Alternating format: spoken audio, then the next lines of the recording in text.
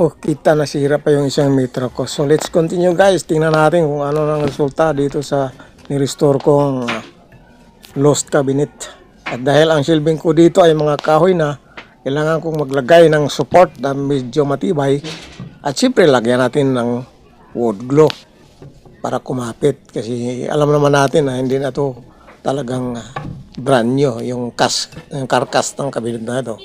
So lagyan natin siya ng support sa ating mga shelves para kumapit ng gusto.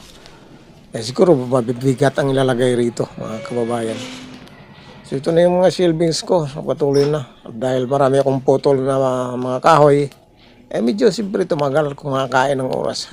Itong dating kabinet na ito ay may harang sa gitna na kahoy na kailangan kong alisin.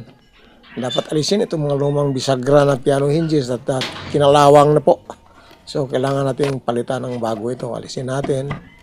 Tanggalin yung mga screw na nakabaon. At kaya tumagal siya, no? Tatanggal pa tayo ng screw. Tatanggal pa ng kung anong natanggal. Parang renovate siya, no? Kaya tumagal. Pag renovation, tumagal. So, itong kahoy na ito ay nasa gitna. Hindi dapat. Kasi nakakaharang sa anong ilalagay. So, alisin natin to.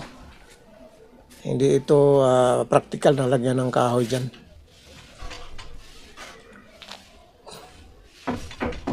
Para maluwan kung ano mong ilalagay na malalaking bagay dyan. Wala nang harang sa gitna. Pagbukas mo na lang ang pinto, open na open na yan. Maluwan ang paglalagay mo. So natanggal ko na yun at may shelves na tayo dito sa bandang kanan. Ito nga, mabagal talaga ang ano. Kasi kung ano-anong tinatanggal, may mga butas, kailangan takpan ulit. Yung mga lumang ano na, tanggalin o kaya palitan, kaya tumagal, hindi katulad sa brand new na tuloy-tuloy lang ang ating paggawa. So ngayon pa lang naikabit ko na yung isang pinto.